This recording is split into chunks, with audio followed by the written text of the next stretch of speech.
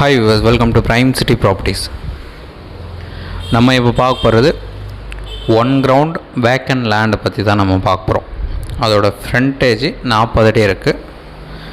Front elevation லுக்கு தான் நீங்கள் பார்த்துட்டு இருக்கீங்க.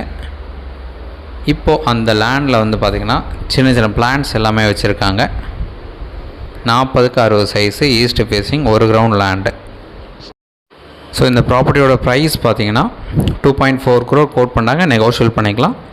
ப்ராப்பர்ட்டி வந்து ஈஸ்ட் ஃபேஸிங் என்ட்ரன்ஸ் வரும்.